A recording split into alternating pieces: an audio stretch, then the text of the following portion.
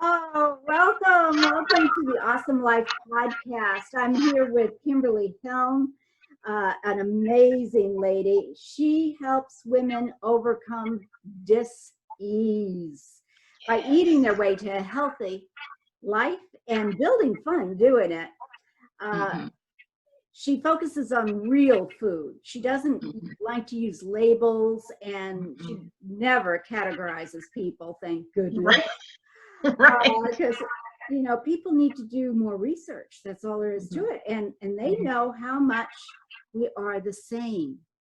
Mm-hmm. And as a life strategist, she helps people figure out who they are, how to Mm-hmm. become their very best healthy selves, and enjoy life, making it truly awesome and meaningful. Wonderful. So Awesome thank life. you. Awesome life. I love it. And I met Kim a few weeks ago. We got together, we talked, and she has an amazing business, but Mm-hmm. she also was telling me about how her DNA that she learned through ancestry, how that made a difference in her life. So tell us more of your story, Kim. It was so fascinating. Great.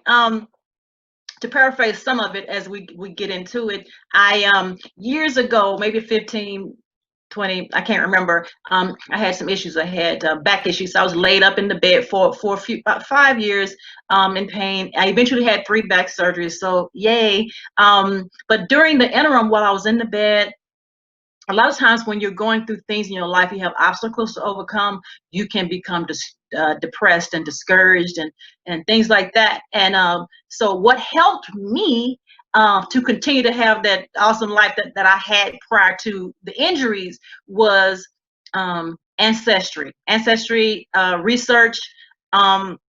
At the time, we didn't have the DNA stuff that we have now to take the test because that was a long time ago. But I decided to just do some research on my family's history, and it took up so much of my time. And it's so interesting to see the lives that they led, some of the tidbits that we could get. Even though some things are not perfect or great, or something may have been horrible, but there still were some good things to come out of any, those bad situations, and the life that they led, and so the way they survived. And so I met some people that I did not know. We had some of the same people in our trees and things like that. We were like, are we related? And so, I connected with them and things like that. And fast forward, Ancestry and other companies like that now have where you can do DNA research. And so that has opened it up even more. But my initial main point is that finding something to help you through whatever obstacles and struggles you have, and it can turn into your passion. Like, this is a passion of mine. I don't get paid for it, but I love doing it, and I make connections, and it enhances my life and makes it even more awesome because of the more people that I come in contact with. So That yeah. is amazing. That really, truly is. And do you think that having this research actually helped with your back injuries and helped you get moving again? At the time, what it did was, when you get depressed or discouraged, or you're going through different things in life that are physical or mental, emotional, whatever, you can wallow in that. And in your life, you get worse. Your pain gets worse, your depression gets worse, or whatever, because you don't have anything else. All you are doing is thinking about that bubble, that situation, those things you're going through. I had developed and created something else that brought me joy, that helped me be excited each day, even though I was lying in the bed and I had my laptop.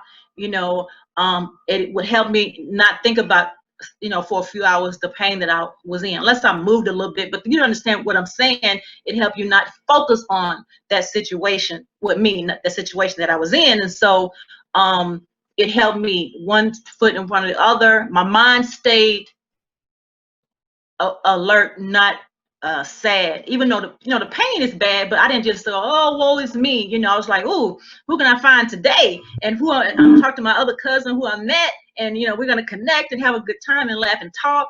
And that helped me. And so that's why everybody needs something. You need something that lights you up, so that when you're going through bad times, it can help keep you not so deep into that. I hope I'm making sense. So. It does. It does. It's basically a choice, isn't it? It's a choice to stay in the darkness, or moving ahead, finding something to keep your mind occupied. You can't really address the situation sometimes, Right? but you can't change the circumstances necessarily, but you can change the situation by making a choice. So how did you find this? I mean, how did you discover that this was going to be the thing that lit you up? No, I didn't. I always loved history. Now, even in school, all my life, I loved history. And I was that kid, that child that was always asking, so grandmama, tell me, what happened? What'd you do when you were a little girl? Granddaddy, yada, yada, yada, yada. When you were a little boy, yada, I asked questions. And so I'd ask my dad questions. And my mom was an only child. And when she was born, my grandmother may have been 39 or 41, something like that. And then her dad died when she was like 7 months. So she really couldn't give me much information, because when she was born, like her first cousins were grown, and then her mom was 40, and then her mom died when I was like 2, and then her mom's siblings died, so it's like she didn't know as much, and she wasn't the type of child to ask questions. And so she would tell me what she knew, and I think she suppressed a lot of things. When you go through things in life, sometimes you suppress certain dark periods or whatever. And as I would ask her questions, things would start to come back to her a little bit. And so she had another cousin. I would ask him, and he knew a lot. And so I just started getting on. Ancestry became available, and there was the census. So it's the census time of the year. People, please fill out your census. I'm just saying. And so the census is what you utilize for the information.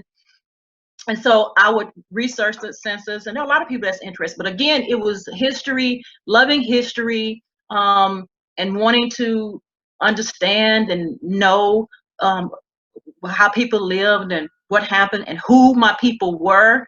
I wasn't focused on what I would find. Like I'm never disappointed in what I find, because whomever that person was, I had a DNA. So it doesn't matter to me. A lot of people maybe get disappointed when they see certain things, but I'm like, this is life. This is history. This is the past. You wouldn't be here, even if that bad situation hadn't happened. So it excites me whenever I find anything. It's a lot of work, and it can take, you can spend hours, and you're like, oh my God, where did they go? But it's exciting though. It can get frustrating when you're trying to find somebody and you can't, because the 1890 census was burned in a fire.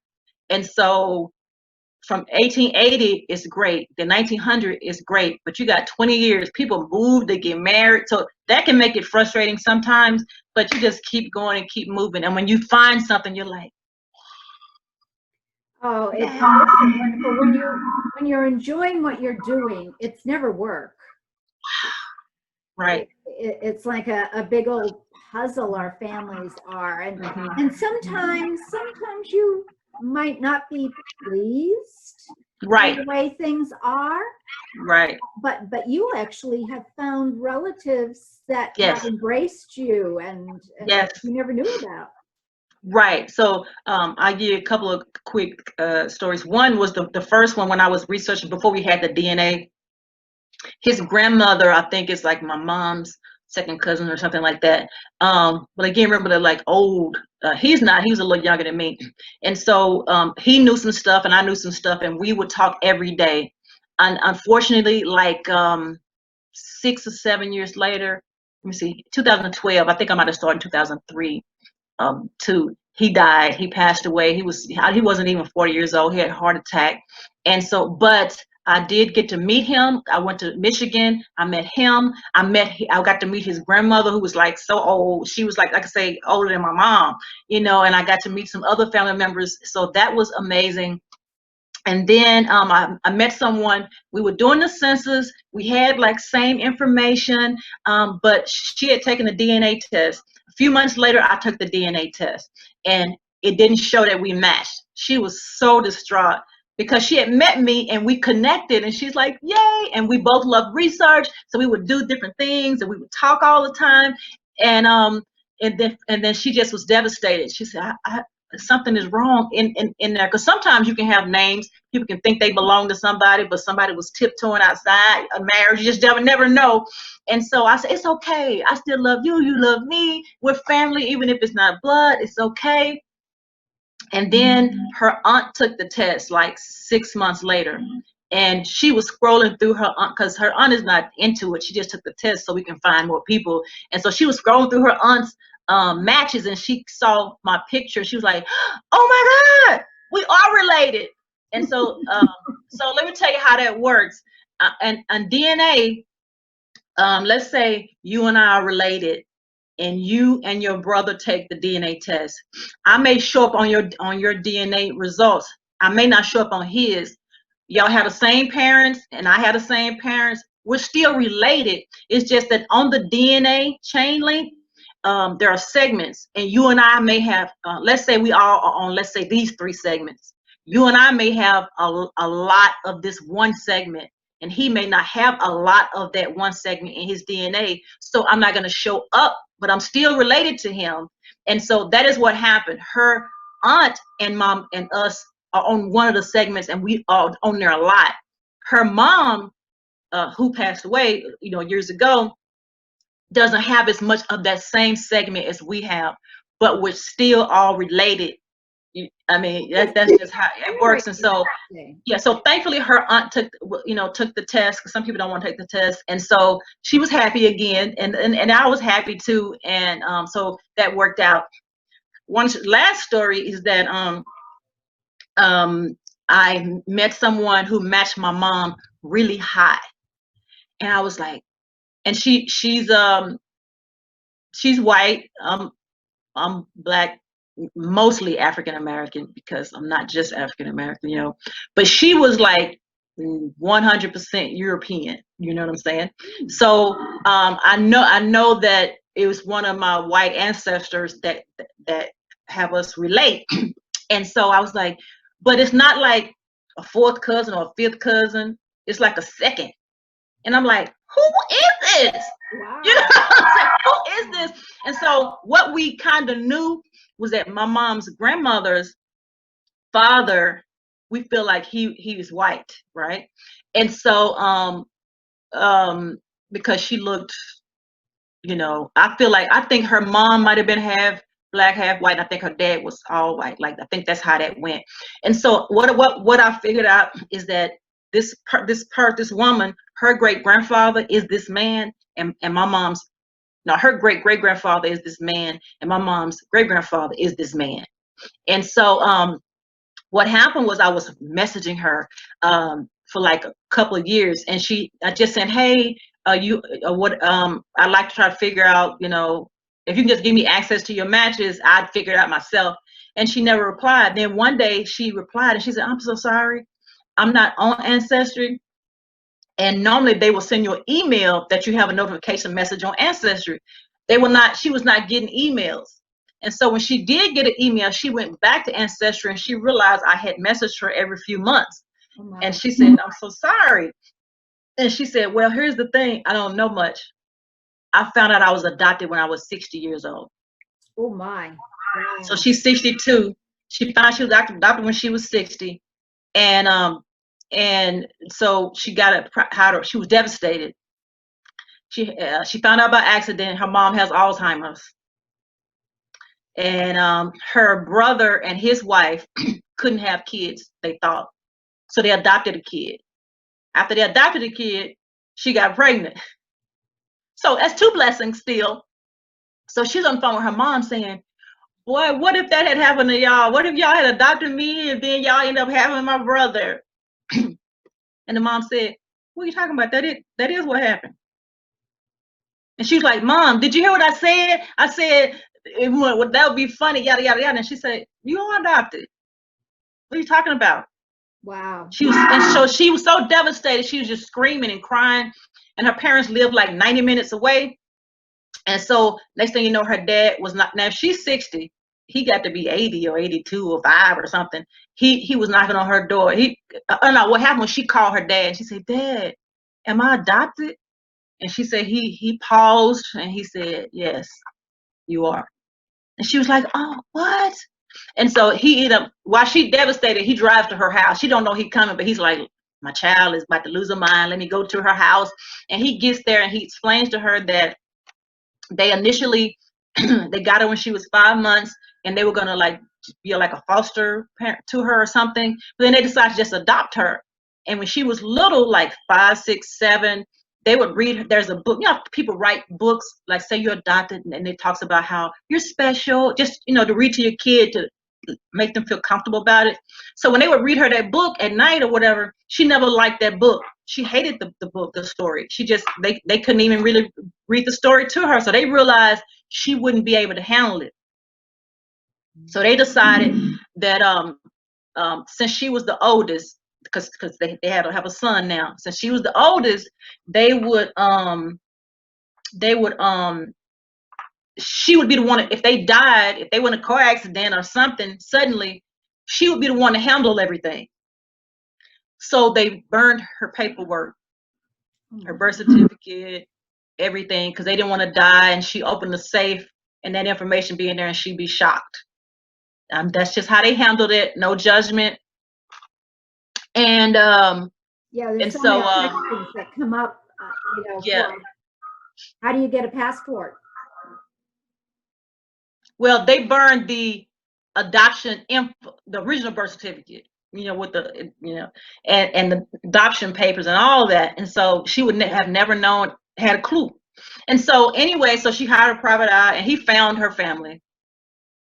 And she had 4 brothers and sisters, and I've talked to the sister, and they both were like, "Oh my God," they talk when they talk to me, they're like, "You're so funny and you're so yada yada." I'm like, "Yeah, girl," and and so we both hit it out. The 3 of us, we hit it off. That's great. And we never even discussed. I mean, it's like we never talked about or had. I don't know how to explain any issue about the obviously fact that on the outside we look different. It doesn't even come up. There's been no negativity, no, only hey family, even from them to me. You see what I'm saying? That's the way it Now should that be. doesn't work for everybody. No. They just happen to be good people the way you should be. You know what I'm saying? And me, I can care less, so I'm like, so that's that worked out. And so having different perspectives, different cultures, different people, because I only believe in one race, the human race. Everything else is just, we just look different on the outside. When you see a rose, a black rose, yellow rose, red rose, pink rose, it's still a rose. It's just a different color on the outside. Same thing with humans and with God created us. We have different cultures, come from different areas of the world, but we are all the same, period, biologically, scientifically, whatever. And so none of that bothers me. I'm not that type of person. I'm an open person, and so they happen to be open to me. And so that's why I love ancestry research, because it can bring people together that may not always be together. There are plenty of people in my DNA matches who may look like you on the outside, but in their DNA they have had an African or 2 or 3 ancestors in the past.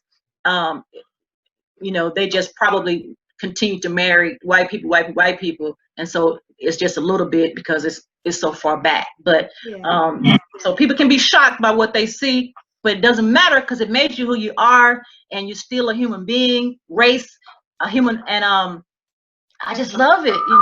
It just how can your life not be improved by other good humans? I don't connect with everybody.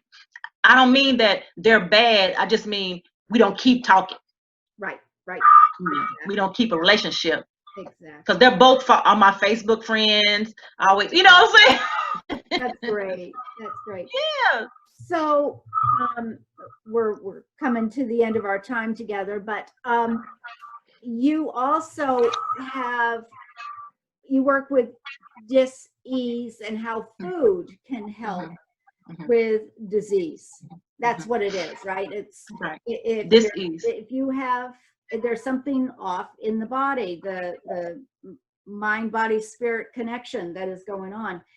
So how can people get in touch with you to learn more about ancestry, DNA, Whatever, right? disease, food? Right. Yeah, how do people get in touch with you, Kim? Because being a life strategist, my goal is to help you to build a fun, meaningful life. And you do that through things that you find out who you are. That can be in DNA, that can be in things that you love to do or want to do in life, and passion that you have to make it more meaningful. DNA also has one of the companies where they teach you about illnesses that you may be prone to, or your family history may be prone to, and different things like that. So I say dis-ease because when there's something in your body, it's interrupting, it's disrupting the flow that your body should have. So it's a dis-ease. And so I quickly had a battle with colon cancer. I was diagnosed October 2018. I decided to help my body to heal itself naturally through 2019, which I did. And then, so I did that one way, herbs and things like that, but also focus on what I ate, real food, not processed food. So that's what I mean by that. And that's why I say eat your way healthy. And one of the things to help people to start with that is juicing your way healthy. And so I do have do like a monthly juice challenge that's free. It's called the Booyah Life Juice Challenge. It's about blasting the bloat and reducing your belly in 5 days. Is free. So you can go to booyahjuicefast.com and sign up for that, and it'll take you to my free Facebook group, and you'll see where we do the free challenge at the beginning of each month. And lastly, can you spell it? BOOYAH juice, JUICE, fast, FAST, booyahjuicefast.com, and that will take you to the link to sign up for that. And if someone is wanting to know how to build a meaningful life, like I want to find my passion, I need clarity on the things that I want to do. Same thing, just come to the group or go to kimhelm.com. That's my group, KIMHELM.com. I mean, that's my website, kimhelm.com. And hit me up, and I will be happy to help you in any way. My email is infoplease@kimhelm.com. Well, info, please. Oh, info, please. Yeah. Info please at kimhelm.com. You know, instead of just info, I added the please. Info please at kimhelm.com. I like that. Not only are you able to help people in a major way, you're very polite about it. Info please. I know. And so I just say, hey, kindness inspires and motivates.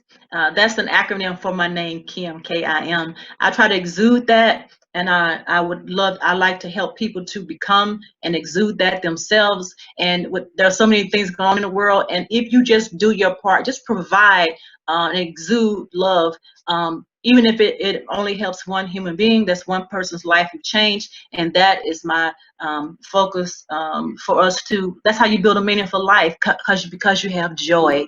And so thank you so much for having me. Awesome life. That's how you have an awesome life. It's a trickle down effect. You exude and let people know how awesome your life is, and that will in turn help them to have an awesome life, or even if it's just an awesome day because you gave them a smile. They haven't. I mean, many times you just smile at somebody and they do this because they weren't expecting it, and it makes them feel good, even if for a moment they feel awesome. You're making that change. That's awesome. Yes. That's great. Kim, thank you so much for joining us today, and I look forward to the next time. Yes. It's great. I'm so thrilled. Thank you. Bye-bye now. Bye.